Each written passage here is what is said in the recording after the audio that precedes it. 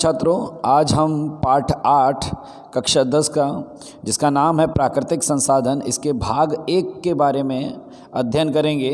और आज हम जानेंगे कि किन तत्वों को हम संसाधन का नाम दे सकते हैं। तो चलिए हम प्रारंभ करते हैं प्रथम भाग इसका और जानते हैं प्राकृतिक संसाधन के बारे में।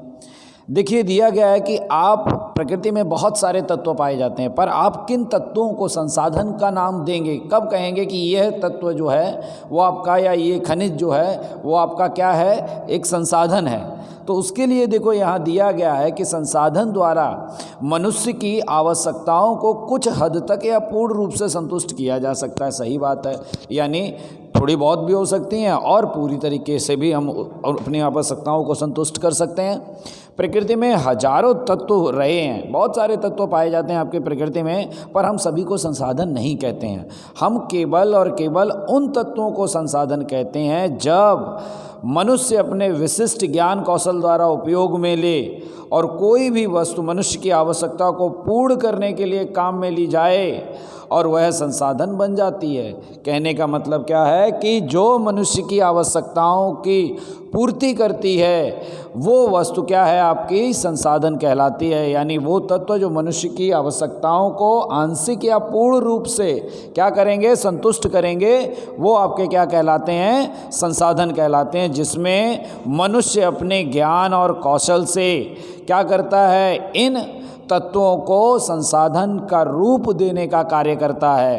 प्रकृति, मनुष्य एवं संस्कृति तीनों की परस्पर प्रक्रिया जो होती है, यानी तीनों मिलजुल कर क्या करते हैं, संसाधन आपके बनाते हैं, और तभी जाके क्या है, आपका मनुष्य की आवश्यकताएं पूर्ण होती हैं। चलिए नेक्स्ट स्लाइड पर चलते हैं। तो यहाँ दिया गया है संसाधनों के उपयोग। संसाधन जो हैं वो हमारे जीवन में अत्यंत आवश्यक हैं और इनका उपयोग हम अपने दिनचर्या में प्रतिदिन क्या है, इनका उपयोग हम करते हैं।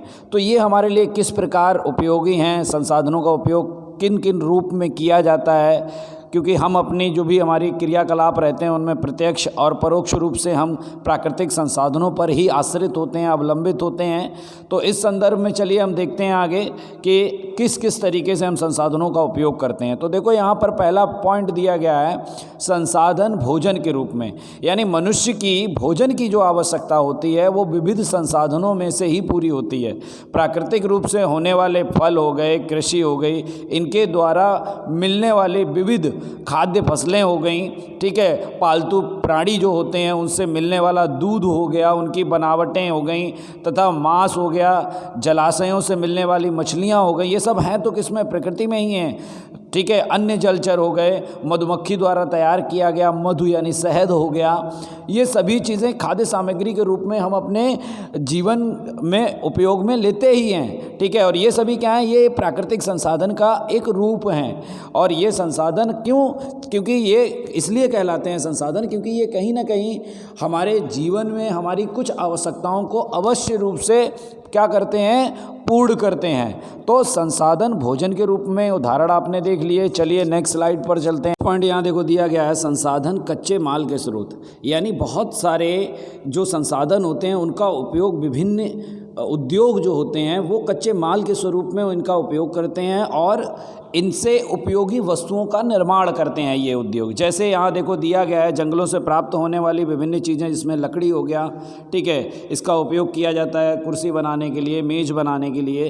कृषि द्वारा उपलब्ध सामग्री हो गई, यानी कृषि, मान लीजिए कपास की खेती की जाती है, कपास जो होता है उसका उपयोग आपका क्या है, कपड़ा उद्योग में किया जाता है, बहुत सारे वस्त्र बनाए जाते हैं। पालतू पशुओं से प्राप्त होने वाला ऊन हो गया, इससे हमारे आप देखते हैं सर्दियों में आप स्वेटर वगैरह पहनते हैं तो ऊन का उपयोग किया जाता है गर्म कपड़े बनाने में।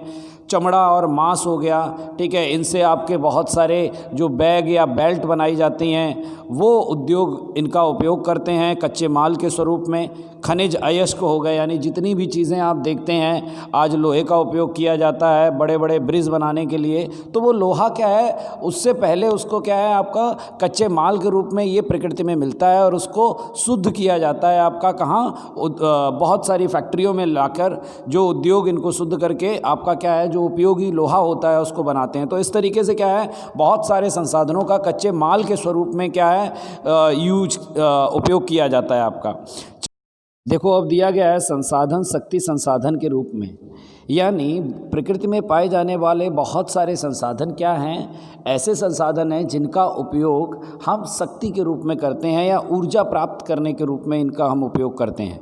जैसे देखो यहाँ पर दिया गया है कोयला हो गया, पेट्रोलियम हो गया, प्राकृतिक गैस हो गई, इनसे प्राप्त होने वाली ऊर्जा जो होती है उसका हम उद्योगों और घरों में क्या करते हैं, ईंधन की तरह उपयोग करते हैं। ये हमारे पास क्या है, प्रकृति में पाए जाने वाले अनवीकरणीय संसाधन जो हैं उनका एक उदाहरण है। इनकी हमारे पास सीमित मात्रा होती है, ये आने वाले भविष्य में अगर हम इन्हीं का उपयोग करते रहेंगे तो ये खत्म हो जाएंगे, आने वाली जो पीढ़ी है उसके लिए ये उपलब्ध नहीं होंगे। इसके लिए आज विभिन्न देशों की सरकारें और मनुष्य क्या कर रहा है, कुछ इनकी जगह पर उपयोग में आने वाले बहुत सारे अन्य ऊर्जा के स्रोत जो हैं उनका उपयोग करना प्रारंभ कर दिया है। जैसे आपका देखो यहाँ दिया गया है सूर्य प्रकाश से प्राप्त होने वाली सौर ऊर्जा, पवन यानी जो वायु होती है उससे प्राप्त होने वाली पवन ऊर्जा, समुद्री लहरों से प्राप्त होने वाली ऊर्जा, ज्वार भाटा से प्राप्त होने वाली जल प्रपात। तो ये क्या है, ये बहुत सारे ऐसे जो कि आपके ख़त्म नहीं होंगे, इनकी मात्रा सीमित नहीं है, ये हमेशा ही उपलब्ध होंगे और इनसे प्राप्त होने वाली ऊर्जा जो है वो हमारे पास हमेशा हमें क्या है, मिलती रहेगी। इससे अब देखो यहाँ दिया गया है संसाधन के प्रकार। संसाधन कितने प्रकार के होते हैं, तो वो होते हैं आपके 3 प्रकार के यहाँ पर दिया गया है। पहला देखो दिया गया है मालिकाना आधार पर, यानी किसका अधिकार होगा उन संसाधनों पर। दूसरा दिया गया है पुनः प्राप्यता के आधार पर, यानी पुनः हम जिनको प्राप्त कर सकते हैं उसके आधार पर यहाँ। तीसरा वितरण क्षेत्र के आधार पर दिया गया है। तो इन तीनों के बारे में विस्तार से समझते हैं। चलिए प्रारंभ करते हैं पहले से। पहला देखो दिया गया है मालिकाना आधार पर। तो पहला पॉइंट इसमें देखो दिया गया है, उसमें दिया है कि व्यक्तिगत संसाधन, यानी ऐसे संसाधन जिन पर किसी एक व्यक्ति का या किसी एक घर का अधिकार होगा। तो ऐसे उदाहरण के स्वरूप देखो यहाँ दिए गए हैं, भूमि हो गई, आवास हो गया, इस पर व्यक्तिगत, इनको हम व्यक्तिगत संसाधन कहते हैं। दूसरा देखो दिया गया है राष्ट्रीय संसाधन, किसी देश या प्रदेश के सार्वजनिक संपत्ति, यानी वह संपत्ति जिस पर किसी एक व्यक्ति का अधिकार नहीं होगा, ठीक है, वो एक निश्चित सीमा के अंतर्गत है जिस पर देश का अधिकार है। जैसे देखो उदाहरण के रूप में यहाँ दिया गया है सेना हो गया, अंतर्राष्ट्रीय व्यापार हो गया, ये सभी आपके किस में आएंगे, राष्ट्रीय संसाधन में आएंगे। वैश्विक संसाधन देखो क्या है, वैश्विक संसाधन यानी संपूर्ण विश्व की ऐसी तमाम भौतिक व अभौतिक संपत्ति जिनका उपयोग मानव कल्याण में होता है, यानी जो विश्व के सभी लोगों के कल्याण के लिए उपयोग की जाने वाली चीज़ें होती हैं उनको हम क्या है, वैश्विक संसाधन कहते हैं। जैसे यहाँ पर उदाहरण में देखो विश्व के सभी राष्ट्रों के संयुक्त मालिकाना संसाधन, यानी सभी का मिला जुला अधिकार जिन पर होता है वो आपके क्या कहलाते हैं, वैश्विक संसाधन कहलाते हैं। चलिए नेक्स्ट स्लाइड पर चलते हैं। देखो यहाँ देखिए सेकंड पॉइंट में दिया गया है पुनः प्राप्यता के आधार पर, यानी पुनः जिनको प्राप्त किया जा सकता है। इसमें 2 आपके दिए गए हैं, एक नवीकरणीय संसाधन होते हैं, एक अनवीकरणीय संसाधन होते हैं। नवीकरणीय संसाधन में देखो दिया गया है कुछ संसाधन स्वमेव निश्चित समय में उपयोग हुए हिस्से की पूर्ति करते हैं अथवा वे न खत्म हो ऐसे होते हैं। जैसे जंगल हो गया, सूर्य का प्रकाश हो गया, पशु पक्षी हो गए आदि इस वर्ग में आते हैं। इन्हें नवीकरणीय संसाधन कहते हैं। कहने का मतलब वो संसाधन जो समाप्त नहीं होंगे, जितना हम उपयोग में लेंगे वो जितना हमने उपयोग किया है उसको वापस से प्राप्त कर लेंगे। ऐसे संसाधन जो कभी खत्म नहीं होंगे, निरंतर हमेशा उपलब्ध रहेंगे हमारे उपयोग के लिए, उन संसाधनों को हम नवीकरणीय संसाधन कहते हैं। अनवीकरणीय संसाधन क्या होते हैं, देखिए दिया गया है कि जो संसाधन एक बार उपयोग के बाद पुनः उपयोग में नहीं लिए जा सकते हैं अथवा उन्हें पुनः बनाया नहीं जा सकता या नज़दीक के भविष्य में उनको पुनः निर्माण असंभव है, उन्हें हम अनवीकरणीय संसाधन कहते हैं। जैसे खनिज हो गया, कोयला है, पेट्रोलियम है, प्राकृतिक गैस है, ये क्या हैं, सभी उदाहरण हैं अनवीकरणीय संसाधन के। ये संसाधन क्या हैं, निश्चित इनको बनने में बहुत एक लंबा समय लगता है, इनकी मात्रा हमारे पास सीमित है, इनको हम अगर निरंतर उपयोग करते रहेंगे तो एक निश्चित समय के बाद ये खत्म हो जाएंगे, इसीलिए इनको अनवीकरणीय संसाधन कहते हैं। क्योंकि तीसरा पॉइंट देखो यहाँ दिया गया है आपका संसाधनों के वितरण क्षेत्र के आधार पर। देखो यहाँ पहले पॉइंट में दिया गया है सर्वसुलभ संसाधन, यानी हर एक जगह जो संसाधन आसानी से उपलब्ध हो जाते हैं इस पृथ्वी पर, वो आपके क्या कहलाते हैं, सर्वसुलभ संसाधन कहलाते हैं। जैसे वातावरण में बहुत सारी उपयोगी वायु पाई जाती है, जो हम सांस जब लेते हैं तब इनका उपयोग होता है, जैसे ऑक्सीजन हो गया आपका, ठीक है। फिर नाइट्रोजन भी वायुमंडल में आसानी से हमें मिल जाती है। सेकंड देखो यहाँ दिया गया है सामान्य सुलभ संसाधन, यानी जो सामान्यतः हमें मिल जाते हैं, आसानी से जो संसाधन हमें मिल जाते हैं वो सामान्य सुलभ संसाधन होते हैं। जैसे उदाहरण इसमें दिया गया है भूमि हो गया, जल हो गया।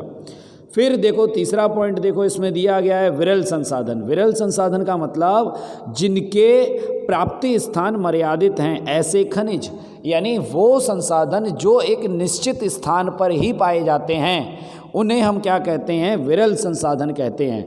उदाहरण स्वरूप देखेंगे आप तो कोयला, पेट्रोलियम, सोना हो गया, यूरेनियम होगा, ये हर जगह उपलब्ध नहीं है। ये एक निश्चित स्थान पर या एक जगह पर मिलता है आपको, तो ये क्या है, आपके विरल संसाधन में आते हैं, क्योंकि ये हर जगह प्राप्त नहीं होते हैं, कुछ निश्चित स्थानों पर ही इनकी प्राप्ति की जा सकती है। फिर देखिए चौथा पॉइंट देखो दिया गया है एकल संसाधन, यानी विश्व में भाग्यवश एक या दो स्थानों पर मिलने वाले खनिज, यानी ये वो संसाधन हैं जो पूरी पृथ्वी पर, पूरे विश्व में केवल एक या दो स्थानों पर ही पाए जाते हैं। जैसे इसमें देखो उदाहरण में दिया गया है क्रायोलाइट खनिज, जो सिर्फ और सिर्फ आपका कहाँ पाया जाता है, ग्रीनलैंड में पाया जाता है क्रायोलाइट खनिज। तो इस तरीके से प्रथम भाग जो था प्राकृतिक संसाधन का वो समाप्त